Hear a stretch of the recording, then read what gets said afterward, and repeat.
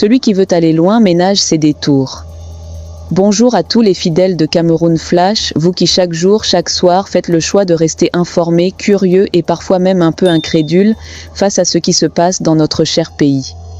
Aujourd'hui, préparez-vous car nous allons plonger dans une actualité qui fera trembler certaines chaumières politiques. Avant de commencer, un petit jeu pour vous. Essayez de deviner, avant que je ne vous le révèle, quel pourcentage exact des voix le rapport de la commission de recensement attribue à chacun des candidats. Spoiler, ce n'est pas exactement ce que tout le monde attendait. Écrivez vos pronostics dans les commentaires, on va voir qui a l'œil du lynx et qui se fait berner par les chiffres officiels. Alors, entrons dans le vif du sujet.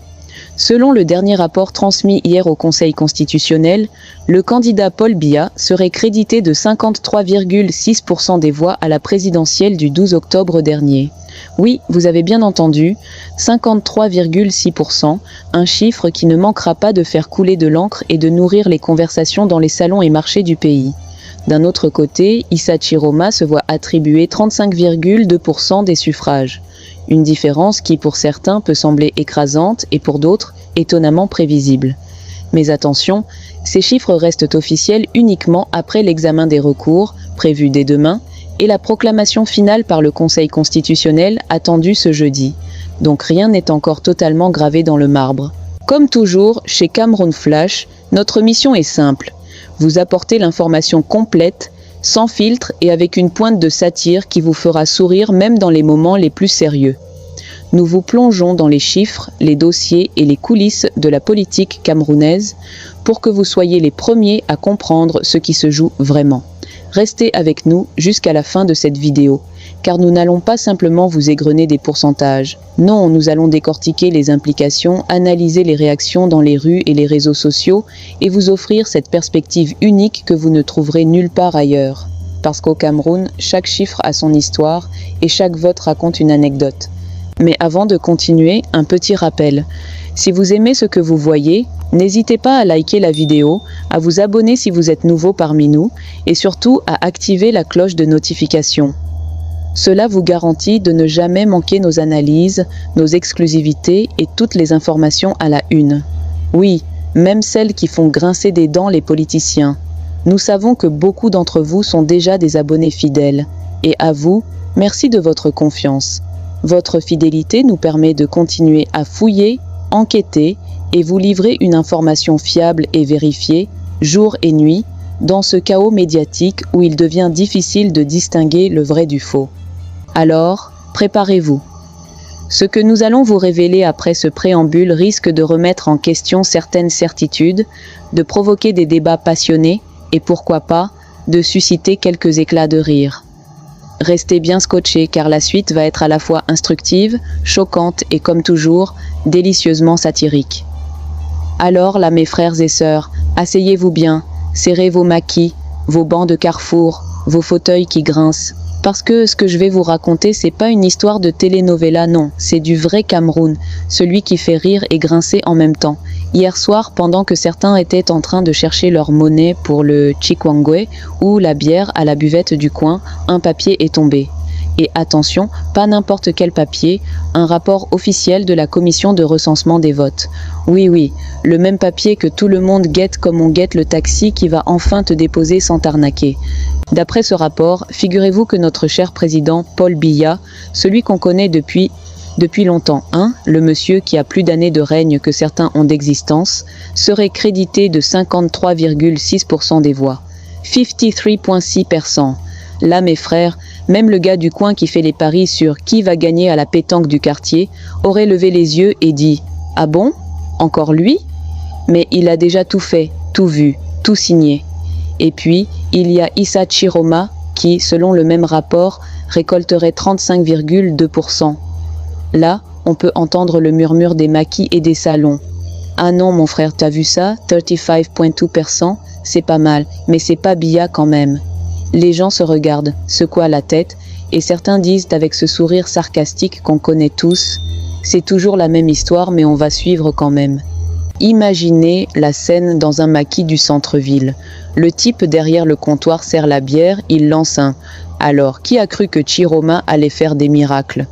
et tout le monde éclate de rire parce que chacun sait que dans ce pays, les chiffres sont comme les histoires qu'on se raconte sur la route.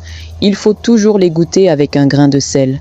Mais attention mes amis, le Conseil constitutionnel va encore entrer en scène. Oui, c'est eux les arbitres de ce match politique. Ils vont examiner les recours, scruter les feuilles, compter, recompter, et pendant ce temps, nous, simples citoyens, on regarde, on commente et on rit un peu de tout ça. Parce que, vous savez, dans notre Cameroun, même le sérieux peut devenir comédie si on le regarde avec le bon œil. Et là, vous voyez le paradoxe, certains sont déjà en train de célébrer, d'autres de râler, et moi, je vous le dis comme je l'ai entendu dans le taxi ce matin. Tu parles de démocratie, mais ici même, le taxi qui conduit te raconte sa version des élections. Tout le monde a son avis, tout le monde a son pourcentage, mais le rapport officiel, lui, il reste là, bien propre, tout droit sorti de la commission. Vous imaginez les discussions dans les réunions de famille ce soir? Le grand-père va sortir son dicton. Qui sème le vent récolte la pluie, ou les votes, selon les cas. Et la petite sœur va lever les yeux et dire « Grand-père, ça veut dire quoi ?» Et lui de répondre « Ça veut dire, ma fille, que les chiffres, on les regarde, mais il faut savoir rigoler aussi. » Et comme toujours, le quartier, le carrefour, le maquis deviennent le vrai lieu du débat. Parce qu'ici, on n'attend pas la télévision pour commenter. On parle fort, on gesticule, on exagère un peu, on se moque un peu, mais surtout, on ne laisse passer aucune absurdité sans la tourner en blague. Vous voyez le genre? Le rapport tombe, les langues se délient, et moi je vous le raconte comme si vous étiez juste à côté, sirotant votre bière de la vérité. Alors voilà, mes frères et sœurs, première partie finie, et déjà on sent la tension qui monte. Parce que derrière ces pourcentages, derrière ces chiffres officiels, il y a tout un pays qui observe, qui murmure, qui rit, et parfois qui grince des dents. Et croyez-moi, ce n'est que le début de l'histoire. Ah mes frères et sœurs, maintenant qu'on a vu les chiffres officiels, préparez-vous à entrer dans le royaume des rumeurs, parce qu'au Cameroun, dès qu'il y a un rapport officiel, c'est comme si quelqu'un lançait une bouteille vide dans un puits. Tout le monde y met sa voix, son opinion, et parfois son grain de sel, ou son ndem national du coin. Dans les maquis et les carrefours, le téléphone n'arrête pas de sonner. Tu as vu le rapport? Mais attends, ça ne peut pas être vrai. Moi, j'ai entendu qu'ils ont oublié de compter certains bureaux.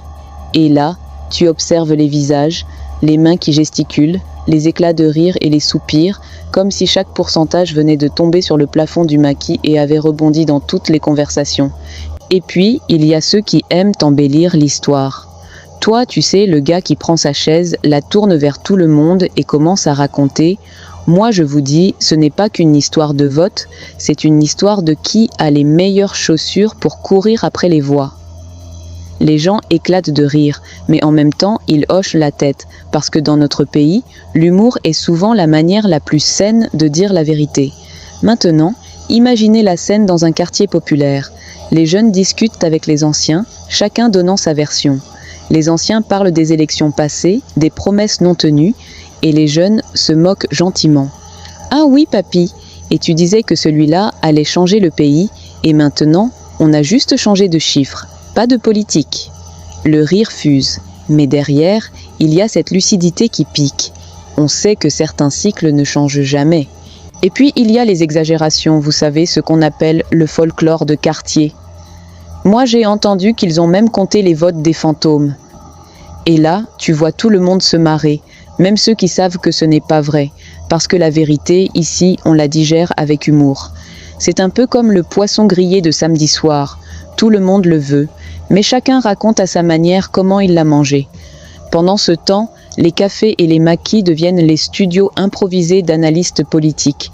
Les discussions montent, descendent, rebondissent, comme un ballon dans une cour d'école. Et toi, spectateur invisible de ce chaos, tu comprends vite que dans notre Cameroun, chaque chiffre officiel est un début de débat, pas une fin. Chaque vote est transformé en anecdote, en blague, en histoire à raconter aux voisins. Et les femmes du quartier ne sont pas en reste, mes amis. Entre 2 sacs de manioc et 3 casseroles, elles commentent elles aussi. « Ah, mais si Chiroma avait écouté ma cousine, il aurait eu plus de votes. Moi, je te le dis, l'homme ne suit jamais les bons conseils. » Tout le monde rit, mais en réalité, chacun sait que ces petites vérités du quotidien ont plus de poids que toutes les proclamations officielles. Et puis, il y a le fameux Ndem du taxi. Tu sais, ce gars qui connaît tous les chemins, toutes les histoires et tous les scandales. Il te dit, moi je vous le dis, les votes, c'est comme les embouteillages à Yaoundé. Tout le monde a son opinion sur qui est bloqué où, mais personne ne connaît vraiment le trajet officiel.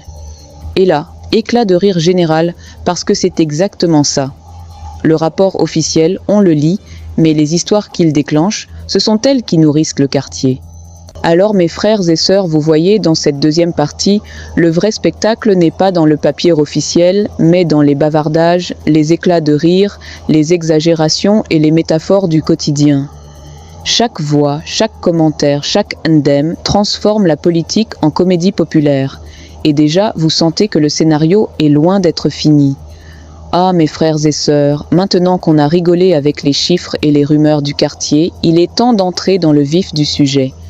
Les coulisses de ce fameux rapport. Parce qu'au Cameroun, derrière chaque pourcentage officiel, il y a toujours un petit théâtre que seuls les yeux avisés savent lire, ou deviner avec un peu de bon sens du quartier. Imaginez la scène, dans les bureaux bien climatisés, loin des klaxons, des maquis et des chauffeurs de taxi, des gens en costume discutent sérieusement autour d'un rapport. Et toi, tu sais comme nous, le peuple du quartier, qu'il y a toujours cette petite note dans un coin qui dit « Attention, ceci pourrait provoquer des éclats de rire dans les maquis demain matin. » Et c'est exactement ce qui se passe. Les absurdités commencent dès que l'on regarde certains détails. 53,6 pour Biya, 35,2 pour Chiroma, et le reste pour les autres. Oui, mes amis, le reste, on dirait que c'est une ombre, une histoire fantôme qu'on oublie de raconter. Et toi, dans le quartier, tu te dis « Ah mais ça sent le cinéma, on nous montre la scène principale et on oublie les figurants. » Les figurants, ce sont ces électeurs invisibles dont personne ne parle, mais qui existent bel et bien dans les carrefours et les villages. Et puis, il y a ces petites absurdités qui font sourire les plus sérieux. Dans certaines réunions, on imagine déjà le type qui propose « Et si on changeait 0,1% ici, 0,2% là ?» Et tout le monde hoche la tête comme si c'était normal. Toi, assis au maquis, tu bois ta bière et tu te dis « Eh mon frère, mais c'est le même script depuis toujours. Les chiffres dans les bureaux ne reflètent jamais exactement ce que nous vivons dehors. » Mais attention mes amis, le plus drôle reste les stratégies politiques pour faire passer la pilule. Oui, certains diront que c'est pour la transparence, d'autres pour la légitimité, et d'autres encore pour éviter que le peuple n'explose de rire. Parce que vous savez comment ça se passe. Quand les gens du quartier commencent à rire de trop fort, même les murs des bureaux vibrent. Et là, le quartier devient un observatoire comique. On écoute, on analyse, mais surtout on transforme chaque absurdité en conte. Regarde mon frère, ils ont mis un chiffre après l'autre comme on met du piment dans le ndolé, sans trop se demander si ça pique vraiment ou pas. Et tout le monde éclate de rire, parce qu'au fond c'est exactement ça. La politique est épicée, mais souvent pas à notre goût. Et puis, il y a la fameuse ironie du quotidien.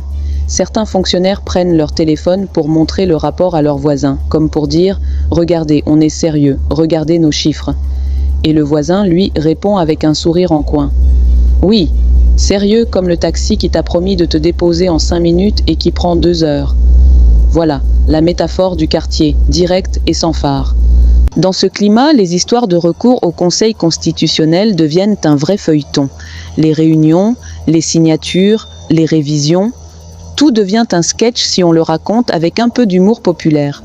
Et nous, spectateurs et chroniqueurs du quartier, on note tout, on rit un peu, on secoue la tête et on se dit « C'est ça notre Cameroun, sérieux et comique à la fois ». Alors mes frères et sœurs, cette troisième partie nous montre que derrière chaque vote, chaque chiffre officiel, se cache un monde d'absurdité, de stratégie et de petites manipulations que le peuple observe, décortique et transforme en histoire à raconter. Et c'est là que l'on comprend que le véritable spectacle ne se passe pas seulement dans les bureaux, mais dans nos maquis, nos carrefours et nos taxis. Ah mes frères et sœurs, maintenant que les chiffres sont tombés et que les coulisses ont livré leurs absurdités, place à la partie la plus savoureuse, les réactions du peuple, les mèmes et les éclats de rire qui traversent tout le Cameroun comme un vent chaud du marché. Parce qu'au Cameroun, dès qu'il y a un événement politique, c'est tout le quartier qui devient chroniqueur, humoriste et analyste en même temps. Vous imaginez les groupes WhatsApp ce matin ? Les gars envoient des images de Bia avec des lunettes de soleil et un sourire éternel et à côté, Chiroma avec un air surpris, comme s'il venait de découvrir qu'il avait 35,2% des